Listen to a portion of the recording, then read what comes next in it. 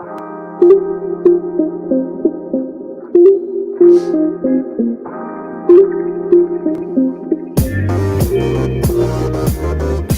to the Wolverine Digest podcast, the best spot for objective and authentic coverage of Michigan athletics. If you want open dialogue, honest opinions, and in-depth coverage of the maize and blue, this is the podcast for you.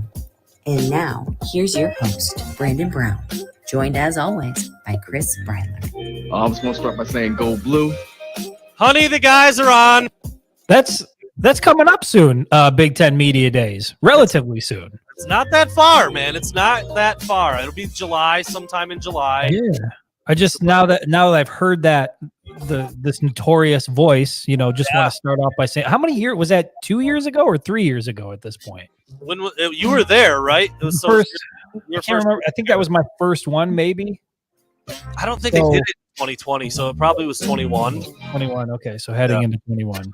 Yep. So, honey, the guys are on right at 7:00. Thank you, Sean. Yeah, we've been very punctual as of late. It's what's funny about the 7:00 thing.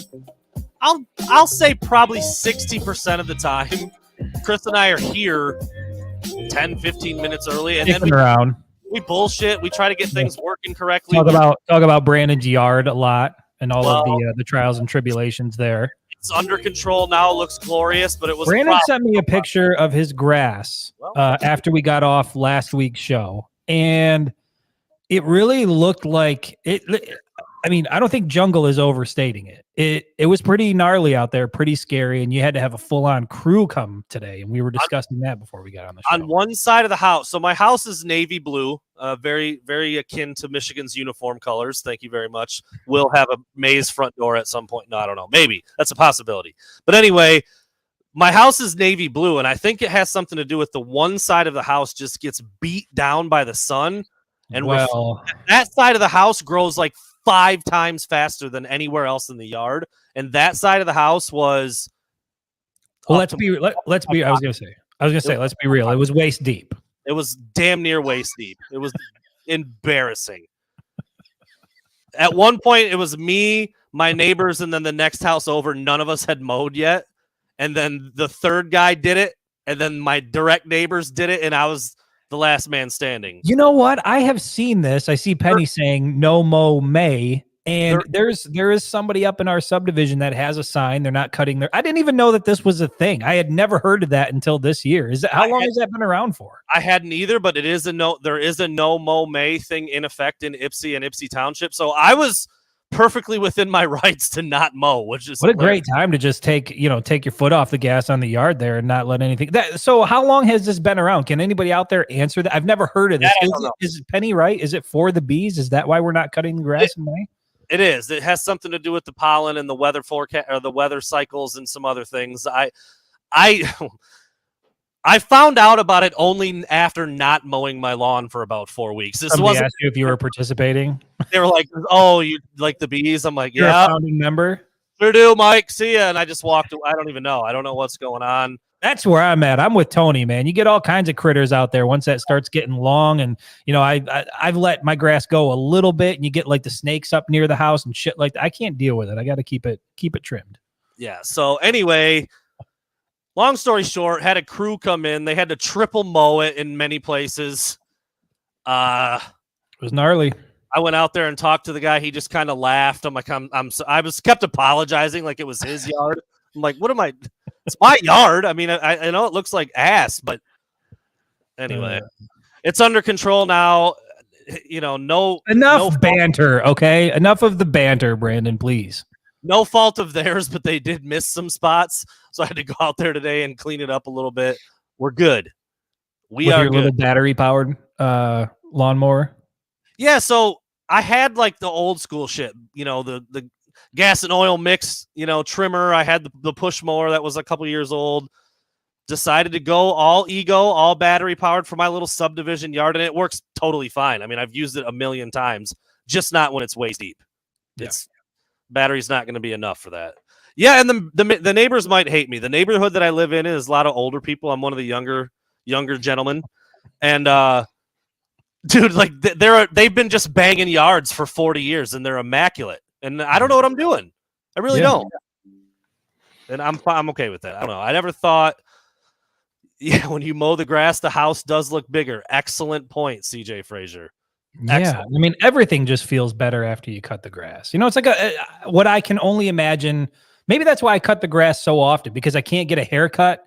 But that feeling you probably get after you get a fresh haircut, I get that after I cut the grass. I go outside, I sit back, I look at it, I soak it all in. It's beautiful. I think Chris missed CJ's double entendre. Maybe not. Maybe he's just being nice tonight. What's that? You cut the grass down, makes the house look bigger. Wink, wink. Oh, wink. Okay. Maybe. See, I'm not built that way. I'm not wired that way. Chris is just so wholesome over there. He just doesn't understand. Just yeah. Shave it off, get an extra inch, and we're off to the races. Just 5 minutes in. Just 5 minutes in. Okay. I'm caught up now. I see. All right. I see what you're putting down there. All right, here we go. Chris, we're going to jump into the most prevalent news of the day this is pretty big. We haven't even put anything up on the website yet. I was getting ready for the pod set up. You were coming back from soccer. We're going to take this segment and have it as a standalone discussion article. But Caleb Love, Michigan's crown jewel of transfer portal season for the basketball program, is no longer coming to Michigan. And it sounds like it's an admissions thing. It's not like, oh, he just bailed out and he doesn't want to be at Michigan. But at the end of the day, it doesn't really matter. He's not going to be at Michigan. And now, dude, you really start to look at this roster and the state of the basketball program, and another big hit, and it's just like, I just think the team's going to be awful. I think they're going to be really bad, dude. I wasn't very high on him when they had Caleb Love in the fold. Thought he's a nice piece, but he's not enough by himself. And now he's not even in the mix. And I had two people that cover the other programs for the network that we work for text me and say, what the hell is going on with Michigan basketball? So it's not just a local thing, obviously, at this point. People are paying attention, and it doesn't look good. Yeah, well, Papa Conte, Terrence Shannon Jr., and Caleb Love. I mean, you can, just add another to the list. It's unfortunate, man, but I don't know. I find myself, part of me, again, I'm locked in on football. I'm all football right now. That's where my focus is. But it sucks for the basketball program. But there's another part of me that thinks, if you're one of those people that constantly likes to, also use Michigan's academic standards and, prop up Michigan as an academic institution and use that as a bragging point, then this is some of the stuff that you're going to run into. And I know that a lot of people out there have a big problem with Michigan's admissions and how transfers work and some of the things that have, been issues over the last handful of years here. But I don't know, man. It's a bummer, but that's really all I can say. It's a bummer. It didn't pan out. It was kind of trending this way for a little bit. And then today the news breaks, and you're right. You look at what this roster is going to look like next year, this upcoming season. And it's just, there's not a lot to be excited about. I'll say that. Now, is there a chance that they can get hot and they can have some phenomenal chemistry and play well? Yes, absolutely. But when you look at the roster as is, and Juwan Howard's going to have to make some moves. He's going to have to make some additions via the port. Do something. It doesn't look good right now. And, quite frankly, with the way the fan base feels about Juwan Howard after last season, another subpar year where you potentially miss the tournament, I just don't know how he can survive that. Yeah, I think 3 or 4 open scholarships now on the basketball team with Caleb Love not coming. And there's room for some additions. There's definitely room for some additions, but at this point, at this stage in the game, and we're getting to we're getting into the summer months. I mean, this is when, within the next month or two is when the basketball team typically goes on its trip, takes a trip as a team, and they're not even whole. And the guys that are there, you just wonder if you had to have a starting 5 from that group right now, I don't even know who you would put out there. I mean, that Doug McDaniel and Terrace Reed are going to start because that's really all you've got at their 2 positions. And then you could kind of start making some guesses in between. I mean, was Llewellyn coming back as well? I know he missed most of last year, but he's coming back. He's supposed to be coming back. So I guess you've got 2 guys at point guard. I mean, neither one of those guys are off the ball, knockdown shooters or scorers. Yeah. So if you have to play them both, that's not a good thing in my opinion. But if they're your 5 best, then you can make Llewellyn into a combo guard because he's got a little bit of size. I mean, you're not playing Doug McDaniel at the 2. He's just too small. He has to handle the ball. it's not a great roster. Juwan Howard just has not assembled a very good roster. And, I mean, I don't know. Is Kobe Buffkin leaving early? I don't know if that was necessarily expected or like a bad thing, but it's just it looks thin, man. The hits keep coming with basketball. Kobe Buffkin, you lose Jet Howard, you lose Hunter Dickinson, you don't get Caleb Love in the transfer. I mean, it hasn't been a good stretch for the basketball program. And I had somebody text me earlier and they were like, Jesus, next year. And I was like, yeah, I don't know. There's not a lot to be excited about there. And like I said, they can put it together. There's still time to make something happen in the portal, but this is Michigan basketball is not at a great place right now. And it's a bummer to see it, man, because this program was humming. It was doing really well. We obviously, when Juwan Howard was hired, I know you had some skepticism, but after a year or even the second year, we were like, this guy's doing it right. Like, he can build relationships. He's a great recruiter, on and on and on. And, you hate to see where the basketball program is now, and hopefully they can turn it around, but it doesn't feel good right now. Yeah, Michigan did get a commitment from Darrell Brooks. I actually forgot to put that on the on our little schedule over there, our itinerary. 2024, though. I mean, this is he might not. Juwan Howard might not even be there by that point. I mean, you're talking about 2 years down the line. The 2023 class took a massive hit with Papa Conte not passing admissions or whatever the case may have been there. He's not coming now, and the class just wasn't all that great with him. I mean, it was an elite by any stretch. I mean, he's a nice prospect. George Washington, is it the third? George Washington, the third? It's the third, yes. And then there's one other guy slipping my mind now. See, this is where I'm at. I mean, like, basketball's just been like bad news, and I'm not really paying attention that much. And we'll see what it ends up looking like. And it's just not the best right now. Like I said, when I've got people who cover other teams and programs reaching out, being like, "What's going on over there?" And I'm like, dude, I don't know. I don't know what to tell you right now. It's not been very good. On that note, Chris, you mentioned Michigan's admissions and how it's a problem and how it has cost recruits getting in on both basketball and football. Transfer portal's a little more difficult for Michigan than some other schools. On the flip side, it's a young man that just finished his career at Georgia, made news a little bit. Stequavius Bennett played at Georgia. He transferred. So he had a little bit of an unorthodox path. He was like at a junior college, I think, and then he got to Georgia. Regardless, he had 7 years of college and apparently has no degree to show for it, which is hilarious to me. I mean, I'm with you. I don't really care about the school thing. We just had a little bit of a rant about it last week. But that to me is like, how's he even eligible to play? Like, what classes is he taking to where it amounts to nothing over the course of 7 years? Because you do actually see, whether you want to hang your hat on it or not, you see a lot of Michigan players graduating in 3 years or less even. I think Dylan McCaffrey might have got his degree in like 2.5 years when he was still at Michigan, like something crazy. So you do know that guys are going to school at Michigan while also playing football.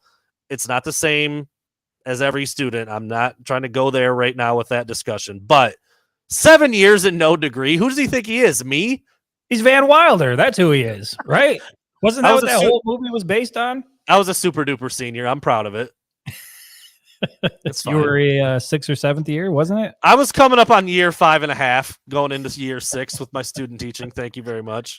Look, it's what I told you when we were texting back and forth. I know you brought it up, and I was like, look, he was a decent college football player. He played at Georgia, and that's just the way that things work. So I'm not surprised, and I'm shocked that other people out there may have been surprised when the report started to come out that he didn't get a degree. Like, who the hell? Yes, Van Wilder did ultimately did. Yeah, maybe Stetson Bennett will. I don't know, but the bottom line is college football. Who cares? Those guys are there to ball out, and he did. Even won some national championships. That's all that matters. Even Cardell Jones chimed in. Well, we know he didn't go to play school. I thought that was pretty funny.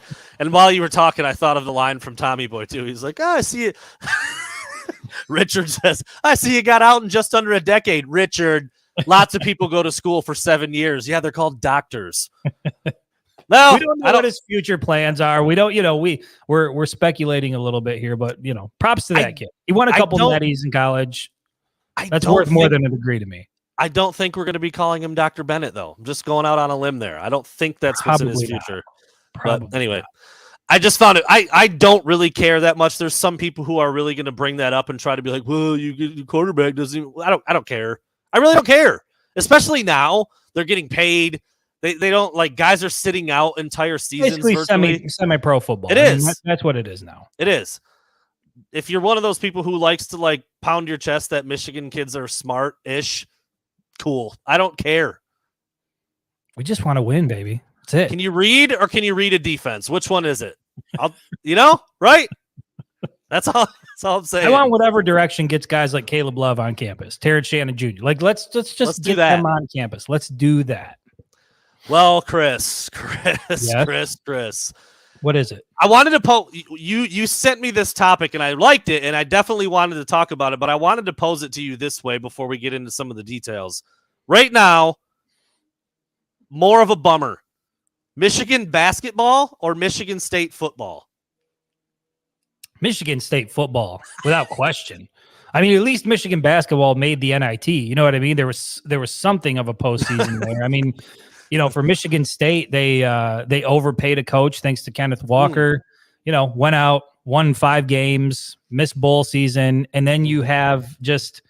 I see Michigan State fans and even some analysts constantly trying to spin this thing as a positive, like, we didn't need this guy, or we didn't need this guy, we didn't need Keon Coleman. Like what? Like what are you talking about? Like all of the losses that Michigan State has suffered here during the offseason, they're significant, they're notable, and to me it doesn't scream of a program that's headed in a great direction. No. And I still see some people clinging to the I saw when the schedule was announced, and it was announced that Michigan State and Ohio State is going to be at night primetime game in the shoe, by the way, which is, I mean, Jesus, that thing's probably going to be over, I don't know, if not after the first quarter by halftime for sure.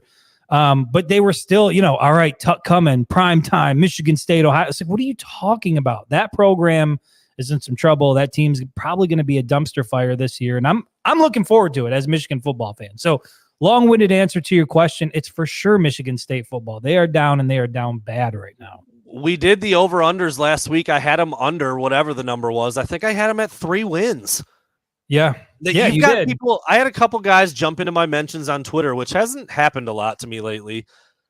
Good for you. Just the level of delusion. I could not believe it. Guys are saying, well, if you go down the schedule, you find 8 or 9 wins pretty easily. I'm like, what schedule are you looking at? And what do you think of these other Big Ten teams? And then the complete switch up and declaration that Noah Kim beat out Peyton Thorne, and that's why he decided to leave, and they're going to be so much better off with Noah Kim at quarterback. I'm like, dude, I've seen some people make a cut up of Noah Kim from the spring game with like what's that music that plays that, and he's just throwing balls in the dirt and just. Yeah, I know the song you're talking about. It's got a name. Somebody will know it. Same thing. I mean, Peyton Thorne goes to Auburn. He's going to be competing for the starting job out there. They lose Keon Coleman, their best player on the football team, wide receiver. They lose him to just committed to Florida State. Yep. And then they're all excited. They're all excited about bringing in this transfer from TCU who made a big play in the playoff game. He was the one that hit Colston Loveland, who forced a fumble, whatever the case was. After a week committing the TCU transfer of committing to Michigan State, Keon Stewart announces today that he is committed to Arkansas. So Michigan State loses again on the recruiting trail, this time from a portal commit.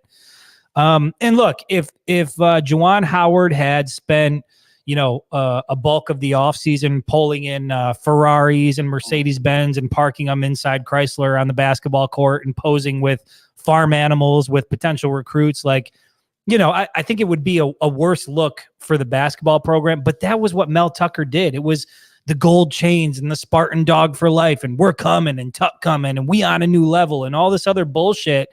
And really it was just smoke and mirrors, because ever since Kenneth Walker left that program, it has been a complete dumpster fire. And it looks like it's going to be more of the same this year.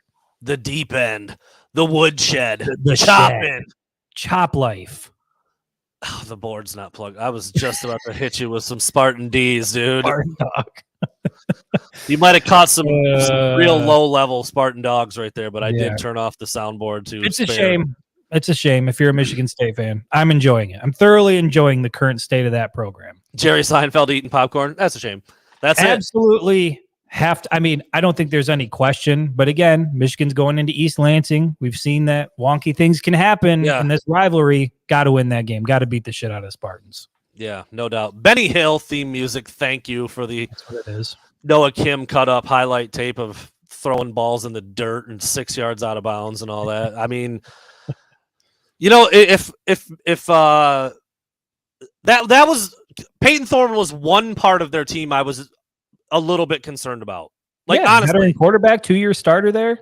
That's at Michigan State. Maybe the weather's crazy or something. You've got a guy like that. You're like, damn, he might be able to pull a rabbit out of a hat. He's crafty. Peyton Coleman on offense. That's a concerning combination right there. And they do not have those guys. And you're replacing them. But it's fine. They didn't want him anyway. No. This opens up the team. It gives more people some opportunity.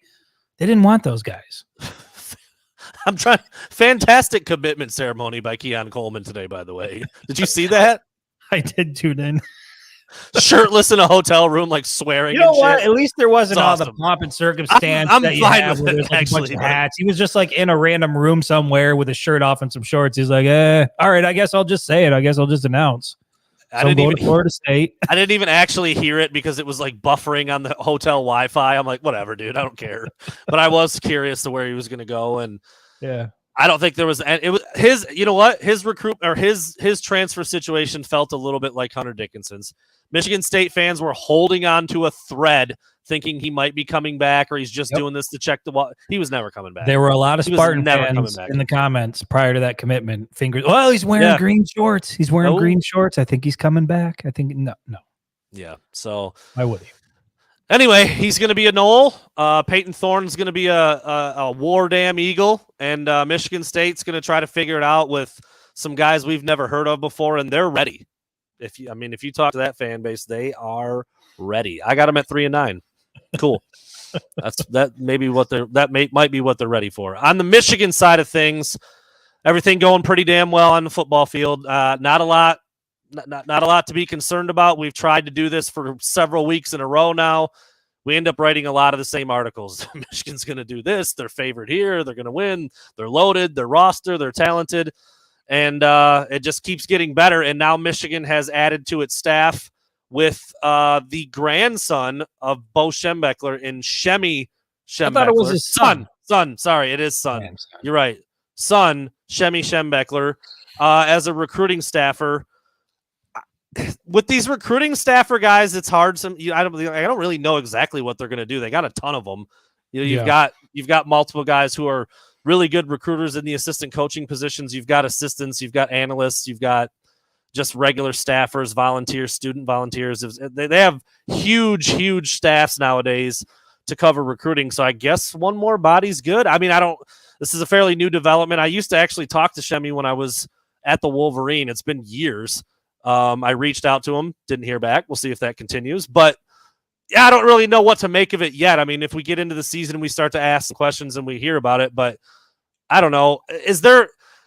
Chris, has there any mixed feelings with this for you? There's got to be, right? You and I spent a lot of time talking about this stuff within the last couple of years, the Bo Schembechler stuff, and it just, I don't know. Nobody cares. It just went away. Nobody's even talking about it anymore. There's no one camping out in front of President Schlissel's house anymore. There was a settlement. He's no longer there, right? He's no longer there. But there was a settlement, and it was a fat one. Yeah. Is that – I don't know. Where do you fall on this? I was wondering if you were going to ask me that. We didn't really talk about this prior to the show and how we were going to to me, it's impossible not to come. It would be weird if we didn't address it. It would be weird if we didn't address it. And if I'm being perfectly honest, somebody sent me a text message 2 months ago. I think it was roughly 2 months ago, saying that this was happening, that they were going to make the hire. And I'm like, oh, well, I'll start the story up. I'll get it ready. And then there was nothing. Nobody was saying anything. And then Shemi announced it today on Twitter. So I've kind of known that this was coming for a while. So I've had some time to think about it and marinate on it. And I get it. Look, I know that there's a lot of people in the fan base that love Michigan football history, and that Bo Schembechler is a big part of what they love about Michigan football history. For me, I don't think it is as much of a impactful hire that it's worth bringing his son into the fold. Now, I get that that's going to sound a little bit unfair, right? I don't know why Schembechler should have, be held accountable or, have any sort of blame pushed his way for a situation. Whatever you think did or did not happen Correct. had zero to do with him. Correct. I get it. But from an optics standpoint, I just feel like you probably could have, if you were going to fill that position, filled it with somebody else who wasn't a Schembechler. That's kind of where I stand on it. Now, maybe he's elite in that role. I know he's held that role, for various NFL teams over the years. And it's just that was my gut instinct. I was like, why? Why not go somewhere else? Why not go there? There has to be a million of these guys out there that are qualified for the position. Why go there? But he's a Michigan man, went to Michigan. He interned at Michigan as part of the recruiting department when he was at Michigan. And he spent, time in the NFL doing this professionally. So, I mean, I'll tell you why. It's because we know exactly how Jim Harbaugh feels about the Schembechler name and all of that. Correct. Stuff. Yeah, that's why. We know. Yeah, that's why. Yeah, I mean, but I'm with you. Man. His dad was a Michigan man. To me, it was just like, why?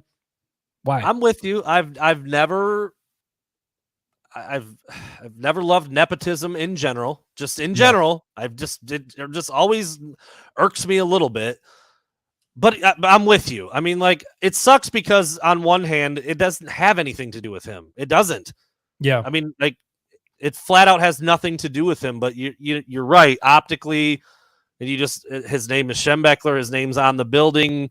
If another school wants to negative recruit, there's a little bit of a bullet to do it there with. Now, I mean, I don't know if that's really going to happen, but I've just been thinking about all these different angles when I saw the news. I've seen it on social media. When his hiring was announced, I saw, and again, social media is toxic in general. So so you'll see that. But I mean, that's what people were leading to, was they went right back to the Bo Schembechler controversy. And to me, it was like anybody would have saw that coming for sure. Yeah. And so when I first heard that this was coming, that was where my mind immediately went, was like, there really wasn't anybody else for that position.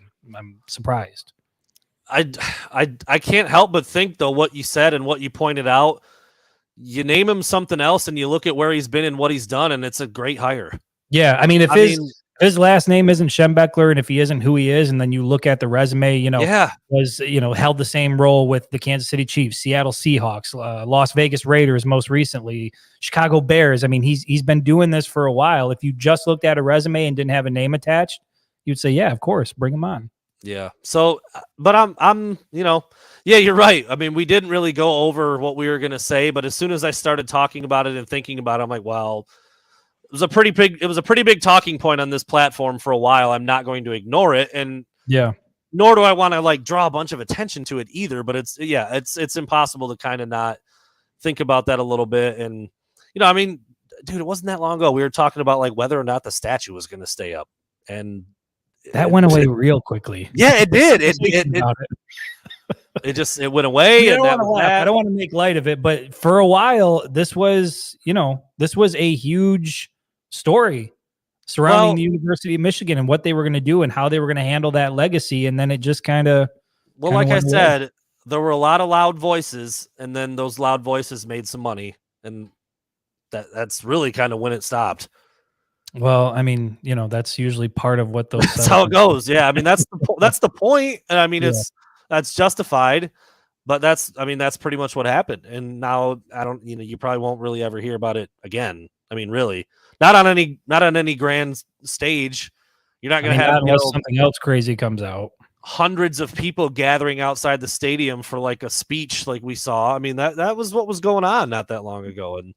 Yeah, like I said, if you just look at what Schembechler has done, more than qualified, probably overqualified to be a recruiting staffer, if we're being honest. But the optics with the name and just what went on, and people are going to point to that. And like I didn't even actually see it, but I knew that would happen. I mean, it's obvious that people would point to that. But there it is. So. Welcome back, Shemmy. Yeah, here's your office. Hopefully everything goes all right for you. I wanted to just touch on this real quick, Chris, because it's just kind of a cool thing. I don't cover recruiting anymore, but when I did, I'd get to know these guys, some of them, and I remember Donovan Peoples-Jones. I remember I met him when he was in like 7th grade. He was a Detroit Pal League kid, and everyone's like, that kid's the future. He's already called the freak. He's got better testing numbers than most of the varsity team. Like, he was just on another level. Then you watch him come up. He goes to Michigan. Now he's playing for Cleveland in the NFL. It's a cool thing to see when you're covering recruiting. I couldn't help but think about how much time you spent with Mazi Smith for that sit-down interview. Some of the time you spent with Blake Corum. I know he's back for another year, but eventually he'll be playing on Sundays. And the list goes on and on. We followed the team around last summer. We're rubbing elbows with a bunch of these guys who are going to be playing on Sundays. And then all of a sudden you see now, like, Mazi just signed a 4-year deal for like $15 million. And it's just like, cool. Wow. Like, yeah, it's wild to think about that kind of money and what kind of life-changing experience these guys just had. But we're not going to go through like detail by detail, but I put an article up earlier today. I think of the 9 guys who were drafted, 8 of them have signed their rookie deal. For whatever reason, Ryan Hayes has not. I don't think there's anything there. It just hasn't happened yet. Some guys have and some guys haven't. But all the other guys have signed, everybody except for – actually, no, I think all of the players that were drafted signed a 4-year deal. I mean, dude, even guys like Brad Robbins is now making like $1 million a year, dude. Paid in Cincy. Yeah. Unbelievable, dude. It's just Moody getting paid, rightfully so. It's so cool to see again and it's kind of fading out a little bit. I've been away from recruiting long enough now to where I don't know the dudes as much on the team in terms of what they were like as recruits. But these guys that just got drafted, certainly. I mean, I remember covering Mazi when he was in 10th grade, going out to East Kentwood, when he was a shy sophomore in high school. And now he just signed a $15 million deal. It's freaking awesome, dude. And it just makes I can't even like comprehend waking up at like 21 years old and wow, I've got I just signed a $9 million signing bonus or whatever. It's crazy. Yeah, I think about the Mazi Smith one frequently, like especially when I see things pop up, just how wild it is. Like sitting with him at Wolverine State Brewing Company and talking with him one-on-one and him talking about how he's a big fan of Legos and how he used to do DoorDash and the time where he was like living with his mom and all these things. And like, yeah, I'd like to get drafted by Dallas and this and that. And if I do, I'm going to buy this car. And now you look at him and it's like $15 million drafted by Dallas. Like his first entire round life, first rounder, his entire life has completely changed. And I mean, it's all worked for, all hard earned. Like, he's earned every single bit of that, but it is crazy because you get to know these guys a little bit before all that money comes. And then, I mean, shit, dude, how different would your life be if you signed a $15 million deal tomorrow? It's insane. It is, I mean, life-changing, generational type wealth when something like that happens. So, man, it's, and by the way, they get to live out their dream and play football at the highest level. So, yeah, for his dream team. I mean, that's crazy that it worked out that way. It's crazy. That happened. That exact same thing happened for Jalen Mayfield a couple of years ago. He was a massive Michael Vick fan, so always loved the Atlanta Falcons, and that's who he got drafted by. I had made him an edit like a whole year before the NFL draft of him in an Atlanta uniform. Just sent it to him. I think I put it on Instagram or something back when I was doing a little bit more of that, and then lo and behold, that's who he got picked by. So I can't really comprehend it. I mean, you and I played just as much sports as they did in high school. Obviously, it ended there, but it sure did. It sure did, Brandon. I really can't fathom what that all would feel like. That kind of money, the kind of experiences, and oh, by the way, now I'm a professional football player. Like it's got to be just like surreal. I don't know when it really sinks in. I'm sure it's different for each guy. I remember Aiden Hutchinson on the HBO special for the Lions that they did. Hard Knocks. They would make each rookie go up there and talk about their contract in front of the whole team. Like they're like, Aiden Hutchinson, I went to Michigan, my signing bonus was $29 million, and the whole team is like, damn! Like they're like, like you've got like 10-year veteran guys in there who are like, holy shit, this 21-year-old kid just signed a $30 million. He still lived at home for a while. He might be still living at home. I'm not sure. It's just bananas when you think about that. Now, obviously, like Aiden, his parents were pretty well to do. His dad's a surgeon or a doctor or whatever it is, but it doesn't matter. It's still the childhood dream. It's still all the hard work. It's still the realization that, like, damn, I'm now a multimillionaire. My family is good. I'm good, and I get to play football, and this is badass.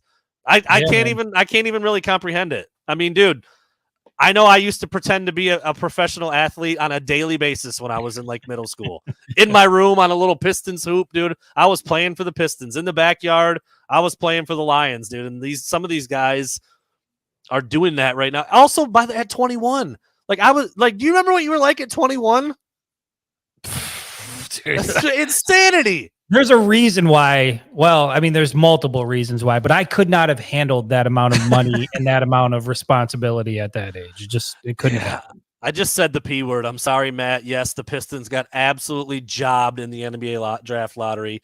I was reading that since 2013, the team with the worst record, which the Pistons had the worst record this year, since 2013, the team with the worst record has only fallen to third. That's the lowest they've ever fell. And, of course, the Pistons fell to fifth last night, just out of elite range. I mean, obviously, Wemby was, like, number one by a mile. Yeah. But then the top two guys after him were also viewed as, like, elite prospects. So, as a Pistons fan, you're thinking, all right, they're either going to get a generational guy or you're going to get a guy who's going to be probably a 10-year all-star. I mean, that's what they're projected. And no, they fall to 5, and now you're like, what the hell do they do? Do they even draft a guy? Anyway, all right, this isn't a Pistons podcast, but fuck, man. I was so mad seeing that. They got screwed again. And I don't know. We'll end up seeing what they do at number 5. Okay, speaking of going to the NFL, Chris, and the money that guys are going to make and the combine and the workout and getting drafted and all that, Blake Corum, there's a debate. There's a debate on whether or not he's going to be a high draft pick or a mid-round draft. I mean, it's running back. That's really what it's not about Blake. It's not about his work ethic or how good he is or what he does. It's really because of the position. It's just been so devalued in the NFL because it just guys wear out. It's more of a pass-happy, quarterback-happy kind of league. It just is what it is. But Blake Corum certainly could have went pro last year. I mean, there's no doubt. He got hurt. He talked about that on a podcast. Forgive me, I don't remember the name of the podcast. I'm not leaving it out on purpose. 33rd team, I believe it's called. Okay. I did not remember what it was, but there was a snippet that made its way around Twitter. He talked to Harbaugh. Harbaugh told him to get the surgery and also told him to go pro. But Blake had a lot of things to weigh out too. He's going to miss the combine, which, yeah, that would be a really fun thing to do if you're an athlete. He was worried about what Michigan fans would remember him as, which is so on brand for Blake Corum. And now he's back. Blake Corum, dude, he's just the shit, dude. He's the shit all around. He's a guy you wish you could keep around for as long as possible, which is why, like, on one hand, I was surprised that Harbaugh had suggested go pro because, I mean, here's a Heisman Trophy candidate caliber type running back. Like, obviously, it's in Michigan's best interest for Blake Corum to stay at Michigan. But, I think it was 2 parts. One, Blake's coming off of an injury here, and it shows you really, and I wrote this in the article when I put it up, but, we saw it with Jake Butt, and we've seen it with other athletes. Like, your durability, it's always there till it's not. And then when something happens and it's catastrophic, like the entire trajectory of your career can change very quickly. And so I think for Jim Harbaugh, like, there's probably a whole bunch of things that was going into, his mindset when he was suggesting that Blake should go on. But I think it was ultimately looking out for Blake's best interest and what's best for him moving forward. But I'd be certainly the fact that you had Donovan Edwards there would also play a bit of a factor. Like, here's another guy who's a potential Heisman Trophy caliber type candidate. They have an embarrassment of riches at that position, and it sucks that there's only one ball to go around. And I'm really, really interested to see, how Harbaugh divvies up the carries and how he decides to utilize these 2 guys because they're way too talented to be on the sidelines. Hopefully they can both stay healthy. It's going to be really interesting to see what this year looks like. And I also put it out there that I'm glad Blake's coming back. I'm glad he cares about his legacy at the University of Michigan. He wants another crack at the Buckeyes, and he gets them in the big house on his birthday, November 25th this year. That just everything about that game continues to scream Michigan dub. Yeah, that's pretty incredible. I mean, his last game in the big house, he's coming back off of an injury. It's his birthday. The way he tried to gut it out and give it a go in Columbus last year and just couldn't do it. Yeah, that's incredible. I like that he opened up about that a little bit. I truly think there's a lot of ways that you could take Harbaugh saying that, and I don't think any of them are actually disingenuous. I think it's Harbaugh looking out for Blake, get the surgery, get healed, do it as soon as possible, go to the league. You play running back. It's a position that gets beat up. You don't have a lot of threat. You've carried the ball a lot here at Michigan. Go capitalize on it now. And, oh, by the way, I'm not going to say this to Blake, but we got a pretty badass running back behind him that we would like to get 20, 25 touch. I think all those things are true.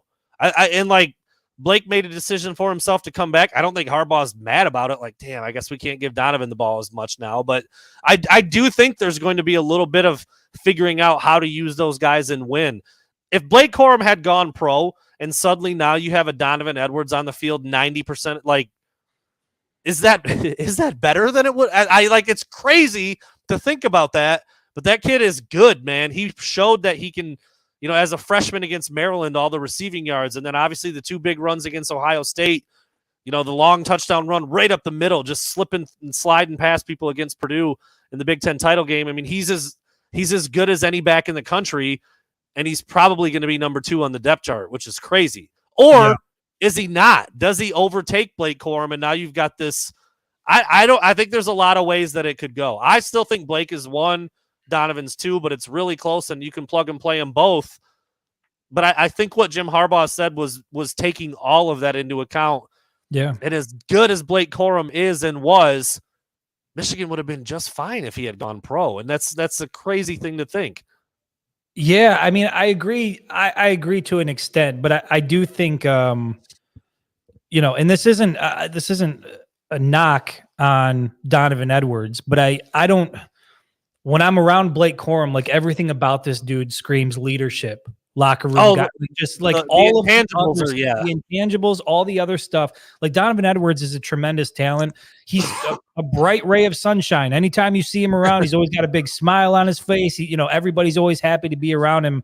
But Blake Corum has established himself as a true leader within this football program. And anytime you can bring a guy like that back and have something like that in your locker room, I think that's a huge, huge plus in the locker room and on the field. And so I do think Blake is going to be RB1 for the entire year, unless we see another scenario like what happened last year where, he suffers some sort of injury. You obviously don't want to see that happen. But again, Michigan is just, they have so much at that position. I mean, I've seen several polls and several lists come out that have these 2 guys in the top 5 in all of college football. So Michigan has 2 top 5 running backs across college football in their backfield. And again, I'm just going to be really interested to see how they divide up these carries and how they utilize Donovan, because now that he's not going to have this huge club wrap on his hand, you can get Donovan out in the slot. He's already proven that he can catch the ball. He can be, a big time threat as a receiver in that type of role. So I wonder if we see a little bit more of that from him. But these guys are special, man. They're truly 2 Heisman Trophy caliber type running backs that Michigan's going to have in the backfield. Real excited to see how it plays out. So you mentioned Blake Corum and Donovan Edwards, where they're showing up on various lists. We talked about J.J. McCarthy the other day. Yeah, I don't know, somewhere between 5, 6, 8, 9, somewhere in that top 10. Almost every list across the country has him as a top 10 returning quarterback. On the defensive side of the ball, Will Johnson's being mentioned as one of the best corners in the country already because of what he did as a freshman, his man-to-man grade for Pro Football Focus, the 3 or 4 interceptions that he had last year. I mean, he's a dude, and everybody knows he's a dude. You know who's getting slept on all these positional lists, Chris? Is Colston Loveland. Wasn't every tight end list I see, he is nowhere to be found. And that kid is going to be a star this year. Maybe I'm not remembering this correctly, but I saw a list come out where it was the top 50 in the country, the top 50, and Colston Loveland wasn't on that list. Wasn't there. It's amazing. By the way, I don't really like the dude's post. It's that boomer, whatever the hell. That's what it was. The spreadsheet stuff. Correct. Right. He put one out yesterday, I think it was, that I don't like citing his stuff because I think he's just some guy. I mean, I don't want to like really dog on that. He's just that spreadsheet stuff gets the people going, man. Yeah, it does. But a lot of times it's just him just doing whatever the hell. But he did just release one that had Zach Zinner and Trevor Keegan as the 1 and 3 guards in the entire country. So and there's Giovanni another. El-Hadi was on that list as well. So There's another list. Right. Yeah. And yet Colston Loveland is just being cast aside. I mean, I know he didn't play a lot. He only had 15 grabs or something? Maybe not even that. Yeah, I mean, Luke Schoonmaker, I think he was the second leading receiver on the team. Very quietly productive Luke Schoonmaker was. Keep your head down, do your damn job, and then he gets drafted by the Cowboys. So second Wolverine drafted, Luke Schoonmaker. I mean, so I think Colston Loveland's going to have a big year, but he hasn't filled that top role yet, that starting role yet. But you saw what he was capable of as a freshman. You saw it against Ohio State. You saw it in the Big Ten championship game against Purdue. Made some big time catches at some big time moments. And Michigan, in terms of what they have at wide receiver, they don't really have like a Marvin Harrison Jr. type, caliber wide receiver. They've got a lot of guys that I think can be great. Can be really, really good. I'm very high on Roman Wilson. I think he's going to have a big year this year. But Colston Loveland is one of those guys that I think J.J. McCarthy is going to have a pretty good relationship with as the season goes on. Yeah, no doubt about it. Thank you, Nick. Yeah, we talked about, Ryan Day and Mel Tucker and Ohio State and Michigan State and what that looks like. And obviously Ohio State has to come to Ann Arbor this year after getting absolutely punked in Columbus last year. Ryan Day is one loss away from adding blue lip balm and maize eyeliner to his facial beard routine. It's a pretty scary thought. Can't blame the guy. Desperate men chase after anything that emulates success. Look, I mean, the dude hardly loses games, but if you lose the only one that seemingly matters 3 years in a row, it's going to be a problem for you. And there's a lot of people who don't give a shit about Michigan that think that Michigan has broken Ohio State and Ryan Day. It sure seems like it. It sure does. Seems like it. There are still some, and by the way, Blake Corum's father is in the house tonight in the comment section. James Corum, welcome to the comment section, James. Happy to have you here. Outside of a few scragglers out there who seem to be still in that denial phase about where the current rivalry is, it sure seems like folks are not happy with Columbus, and they're pointing to November 25th as like, you better get it done or else, which again is just crazy to me given how many games Ryan Day has won. I think he's like 46-5 or 45-6 or something like that as a head coach. Been in the college football playoff twice. Obviously the record against Michigan isn't great, but he's won a lot of football games there. Yeah. But when you look at his predecessors, between Urban Meyer and who came before Urban Meyer? The Tressel. Yeah. They lost one game combined against Michigan. One game combined over like a 12 or 13 or 14 year span. And here you have Ryan Day with 2 losses already under his belt, and people are impatient. And so I get it. But again, when you look at the way this game is trending, Michigan's returning veteran offensive line, experienced offensive line, veteran quarterback, experience there, a backfield that's deeper than any backfield in the country, a defense that's probably going to be a top 5 defense. The game's in Ann Arbor. It's in the big house. Everything is just leaning Michigan. And it's crazy because prior to 2021, the way I thought about this rivalry, I didn't know if I was ever going to get to a point where, like, looking into a season, I was like, oh yeah, Michigan's winning that game. And that's where I'm at. It was just like a hope and a prayer. You're like, God, I hope they just find a nut. Can this blind squirrel find a nut and just beat them once? Right. Yeah. And now you're right. I mean, like, I don't even think, like, to me, it's not even like they're going to win. Like, I feel like it's going to be another ass whooping. I just keep asking. What I think is going to do Ryan Day in. I just keep asking the same question. I asked it last week when we talked about I think your question, I think it was another poll that you did. Who was on the hotter seat or who had a bigger, I remember how you worded it, but it was a Mel Tucker more pressure this, this upcoming season. Mel Tucker or Ryan Day. And overwhelmingly Ryan Day. I kept asking myself, I'm just like, what could they possibly do to change the outcome? I don't know. I don't know what it is. The year from 2021 to 2022, they went out and got a new DC. That'll do it. That'll be the fix. Nope. Can't stop the run. Can't nut up when you need to. I mean, I just don't know how it's going to be any different when this team is probably going to be better on offense, just as dominant with the offensive line, just as talented in the backfield, a year older J.J. McCarthy. I think a more unified approach on offense. I think that I think it's going to be just. It genuinely feels awesome. like Michigan has gotten better in every single area, from coaching staff to roster. I know there's the question at the corner position. I think they'll get it figured out one way or another. It feels like this is Jim Harbaugh's best team since he's been at Michigan. And again, I've said it a couple of times. It just sort of feels like when you look around the landscape of college football, people are real high on Florida State. Obviously, they're high on Georgia. I don't know if I said this to you, but by the way, Georgia's looking to three-peat. Do you know what the last team to three-peat a national championship was? You were going to ask me this last week. I was going to ask you that on the last show. What is the last college football team to three-peat a national championship? I was going to go like either Army or Navy. Okay, so one of those two, I can't remember if it's Army or Navy, but they are claiming that but it's not recognized officially. So the last three-peat recognized officially by college football, Minnesota. Wow. Minnesota in the Like 1930s. Yeah. Yeah, 1930s, early 1940s, but it has been a while since a college football team has three.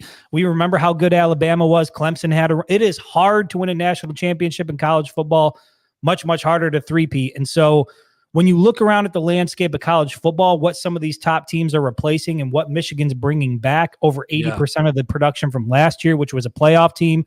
You look at what some of the other teams within the conference are going through. Only Michigan and Maryland are returning a solidified starter at quarterback. Questions everywhere else, including Ohio State and Michigan State. I just think everything is setting up for Michigan to have an incredible year, an incredible run, and I think it ends with a national championship. I truly do. To that point, will Minnesota ever win a national title again? Ever? Not for a while. The human Gucci belt, can he do it? Can you imagine that? See, this is the thing that I think we maybe take for granted as Michigan football fans. Like, can you imagine being a fan of the Minnesota football program? Like, I mean, there's like 12 teams. Zero hope. There's like 12 teams. There's like 12 teams who have a legitimate prayer at like, my team could win a title someday. Right. Now you're going to have crazy people out there that think, yeah, it could happen. And that will talk themselves into it. But I mean, when you're a fan of a program, it's not happening. Dude, you could go through like conference by conference and like you X off 90% of them.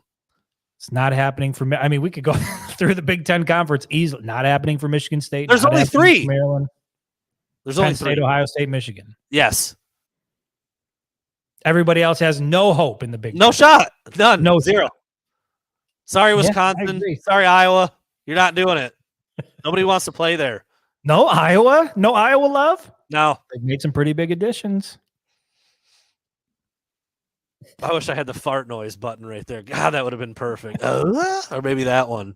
Hayden McNamara wants you to keep sleeping on that offense. Keep thinking we're not going to score. Keep thinking. What happens if we win out, huh? Well, they did. I do think they'll be an Indy. That West is looking brutal. Yeah, maybe so. Maybe not a lot of talent. So. All right, 15 minutes in, Chris. We got a couple more points here. I'm going to skip one for now, and I'm going to jump to the one that you put another poll up because those seem to do pretty well. And I feel like, correct me if I'm wrong here, but are you not surprised almost every time you put one up? I feel like every time you do one, you're like, I didn't think it would go that way. Every single time I do a poll on the Facebook page, I've already sort of got how I do. I have how I feel internally, and I put it out. And almost every single time, I'm surprised by the response. It's way more lopsided than I would have anticipated. And just recently, I mean, we had, I think, over 2,000 people vote in this latest poll. But I asked the question. I was curious. Like, Michigan has an opportunity to beat Ohio State for the third straight time, for like the first time since the late 90s, right? We're talking the third straight win over Ohio State was 97, and we know how that season ended. It ended with, Michigan winning a national championship, Charles Woodson winning the Heisman. So I was curious, like, we've been beating Ohio State, for the last 2 years. It feels good. What means more to Michigan fans at this point? Is it beating Ohio State, winning the Big Ten, or would you be willing to sacrifice those two things if it meant a guaranteed national championship, similar to what we saw with Ohio State last year, where they didn't beat Michigan, they didn't win the Big Ten, backed into the college football playoff, and we're probably, if we're being honest, a field goal away from winning a national championship. That's how close it was for Ohio State. So I asked Michigan fans, would you rather see guaranteed Michigan beat Ohio State, win another Big Ten for the third straight year in a row in 2023? Or would you sacrifice it for a national championship? And I was surprised to see that. Well, let me ask you, Brandon, where do you stand on that? Do you want to beat?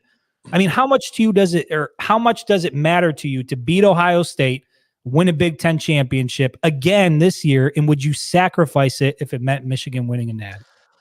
It matters a hell of a lot, given how things are right now, that this would be the third. You could drive a stake through the program that is Ohio State if you do it again. Like they're never gonna fall off, but you could really take hold of that rivalry right now and win a bunch in a row, or 8 out of 10 type of thing. If you get this thing rolling and you beat them again, and Ryan Day melts away like the Wicked Witch of the West. Like it could be really bad for them if Michigan does that again. But it's still a natty for me, dude. I mean, you're the king dingaling of everything, dude. How could that not be? Let me think of it this way. If Ohio State had made that field goal and then beat the shit out of TCU last year, would they have given a rat's ass that they lost to Michigan? No. And you know what? That's what changed it for me, because I was leaning on the side pretty heavily, actually, on the side of, and just so you know, 66% of the people that were polled agree with you. They'd sacrifice a win over Ohio State in a Big Ten championship to win a national championship this upcoming season. And to me, I thought that was crazy, because I was like, okay, I get it. National championship, biggest prize in college football. I get it. But beating Ohio State for a third straight year, winning another Big Ten championship, like you own the conference at that point. The damage it's going to do to Ohio State. To me, I was leaning on that side of things. That's where I was going. But you're right. I thought about it after the fact, and I'm like, okay, if Ohio State did make that field goal, and if Ohio State did get to the national championship and they won it all, how would I feel about that as a Michigan fan, given the way the season played out? And I would have felt shitty. Crushed. I remember we were there in Arizona watching it together. Yeah. And when Ohio State missed that field goal, it was like, thank God they're not playing for a national championship, because that would have ruined what's an otherwise great season. So I did flip my vote. I would vote for the national championship, but I can't. I'm also trying to think of a scenario where November 25th, snow falling, Michigan Stadium, cold. Michigan loses that game. They lose that game. And then a month later, they're national champions. Come on. Yeah. Okay. I mean, that's a tough. It's harder for me than I think it was for most people. I would have a hard time. Don't get me wrong. Lost to Ohio State. I need more wins. We went 2 decades of getting our ass kicked by that team. So I have like a personal thing with Ohio State. You heard how I prefaced it. I love the idea of a crumbling scarlet and just the program disintegrating. I love it. I love that idea. I love the idea of Ryan Day like looking like he has mange. Half his beard is hanging off and he just comes limping out of the rubble. I love all of that so much. Just scorched. But it's a title, dude. It's a title. Michigan hasn't had one since 97, and before that it was since like the 50s or something, dude. It's a title. You got to go get a title if you can get a title. Because then not only do you have bragging rights over Ohio State, you can tell everybody else to also bow down. Georgia can bow down. Bama can bow down. The SEC can pound sand. Everybody in the Big Ten can look up at the mighty maize and blue, dude. It's not a debate. I love the idea of crippling Ohio State's football program. Don't get me wrong. And if they beat them for a third, how about they just do both? How about you beat Ohio State's ass, you win a Big Ten, you win a title this year? That's obviously, everybody wants that, but it just, I was surprised to see that 66% initially. I was surprised to see 66% were like, no, we'll take the loss to Ohio State. We don't need the Big Ten championship. Give us the natty. And I was like, really? That you give that up that easily? But but then I thought about how last year played out. And if Ohio State makes that field goal, they go and beat the shit out of TCU, and they're celebrating a national championship win. I'm huge. Man, we beat them, but recruits don't care about the game anymore. It changes everything. I mean, Ryan Day's confidence, the whole program's confidence is renewed, even though they did lose to Michigan the year before. It changes everything. It really does. If you win, if you are the last man standing, if you are on the top of the mountain and you can claim to be the best in the country, I mean, I know it's the biggest rivalry ever, but it's still that's just the ultimate pride. Maybe now I'm going back a little bit, because if Ohio State goes to Ann Arbor this year and beats Michigan, bro, but I'm worried that the pendulum is going to swing back the other way. I would rather, there's almost a bigger part of me that would rather continue dominating in that rivalry and have Michigan get the natty in 24 or 25 or whenever the hell it comes. Like, well, now you're adding in contingencies, and that's not really what we were doing here. But you got to think of these things when you're thinking about what you're choosing for this upcoming year. Yeah, I'm still gonna pick the national title. I mean, I put so much value on beating Ohio State for a third year in a row, and like all the things that I said about Ryan Day's legacy and what it means for his future. Like, there's not enough words to explain how big of a deal that would be for Michigan's program and just what they're doing and what Harbaugh's done and et cetera. But it's still a national title is a national title, man. I mean, as bad as it's been for Michigan against Ohio State over the last 2 decades, like you said, they still have like 60 wins against them. How many national titles do they have? A national title with 11? a loss to Ohio State on your record. That's a tough one. That's a tough one for me. You trust me, I could see it now. If we're on the field for the national title game, I've already seen them beat Ohio State the last 2 years, so it's like, okay, let's just win a national championship. Let's do that before I die. Wherever it is, South Florida. Where is the national title game this year? I can't remember. I looked at it last time. Maybe Texas, yeah. Wherever it is, Chris, we will be there, and I'll hit you on the arm no matter what happens. Big, see, this is hopefully at that point Michigan has already beaten Ohio State too, and they're just winning all of it. They just never. That's lose. The ultimate. We would take that. Yeah, of course. But yeah, I mean, I didn't even really go into it thinking about what Ohio State almost did last year, but no one would have cared. No Ohio State fans would have really cared anymore that they lost to Michigan. They wouldn't. Yeah, I mean, they care to a certain extent, but the trump card there is what have you done for me lately? That's what it would have been, dude. Going into the vault. It's Miss Jackson if you're nasty, okay? Janet Jackson? You're darn right, dude. You're darn right. Oh, boy. We're at an hour. We have let's wrap it up with this. Kind of a fun one. We're skipping 1 point here, but we can come back to it, Chris. We've talked a lot of good things, and for everybody out there, Chris had this point. I don't know. Was this another article you did or a poll maybe? But the most frustrated you've ever been as a college football fan? We'll save that for later. Yeah. Today was a lot of positives, a lot of good things around the football program. Anyways, we can come back to that. We still have quite a bit of time until the football season starts. But the last thing we're going to talk about, there's been a little bit of buzz. If they had stuck to the original release date, Chris, we would be buying NC Dub in like a month, bro. A month. Yeah. They pushed it back, so that means we've got about another year. The college football 24, 25, whatever. I think it's usually the year late. Anyway, whatever it is, they've now announced that players can opt in via an NIL program, which, I mean, just makes sense now that it's allowed and players can do their name, image, and likeness. I don't care how it happens. Get it done. I want the game. That's where I'm at. Right. And instead of having a generic player in that place, it is the actual player with like possibly even like a photo scan of their face. Right. So, but listen, as somebody who used to play that game a lot, I'm very excited for the return of the game. But I have to tell you, I am very bummed out that there is a real possibility that we will get that game without JJ McCarthy, without Blake Corum, without Donovan Edwards, without a lot of those guys in the offense. I mean, I want to play it now with the team that Michigan has this year. Like, I feel like they're going to lose a lot of the guys to the NFL.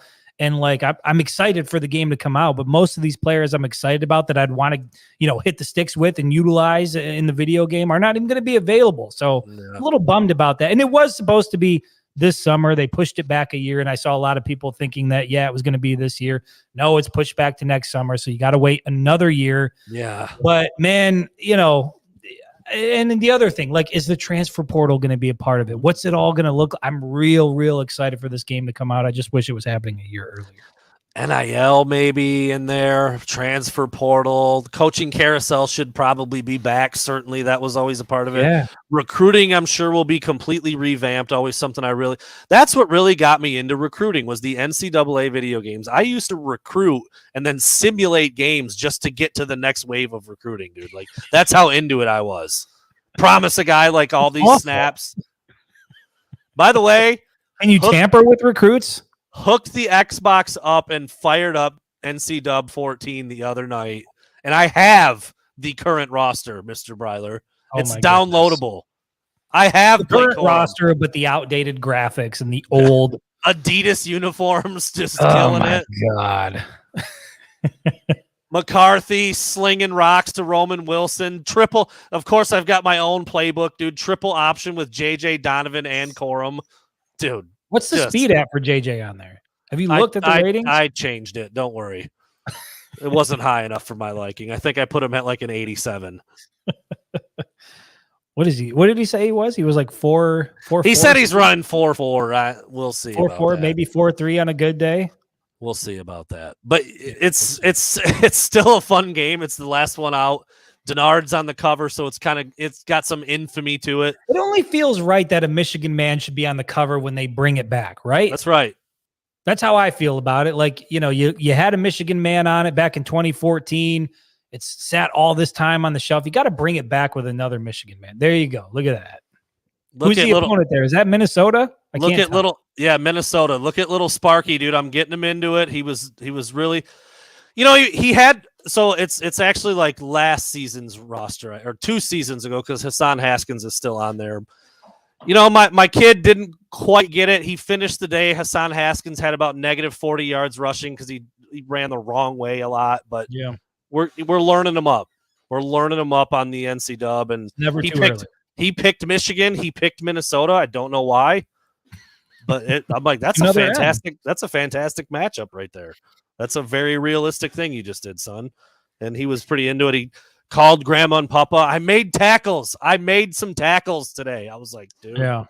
Well, I will say I haven't purchased another. Like, I still have the old PlayStation. I refuse to buy another one until they come out with the new game. So when they come out with the new game, I'll upgrade my system. So I'm going to be doing it next year. But man, I'm going to log a lot of time when that game comes out. I might just need to like go on vacation for a little while because I'm going to be very distracted.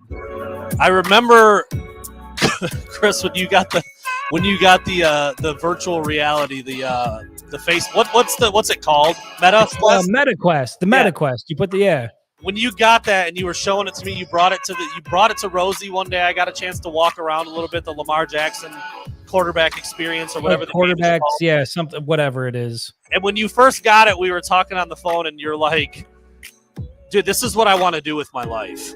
That's what I'm saying. You put that headset on, and you're not playing with you are the guy. You're over the line. You're making the calls. You can do the audible on the wristband. You look back, and your running back's there. It's like, what do you need reality for? You came walking up to Rosie with a slight limp. You rolled your ankle in a game. I mean, you were really getting in there. Yeah, you can get real caught up in that virtual reality stuff very easily. So, man, well, we'll see what it looks like in about a year. I'm excited. Chris is excited. I mean, the podcast. No more delays. The podcast. No more by the way, it might just be me and Chris playing NCAA. We'll just develop really bad acne, get overweight, and just become gamers. Maybe we'll do that. I'm ready, dude. I'm ready, brother. You've already been training. I've been training for a decade plus for this day. Those are both empty, by the way. Jesus, that looked bad. Here's some water. Everybody, your Oreo box is empty already. Long gone. Everybody, stay hydrated out there. We'll see you guys next week.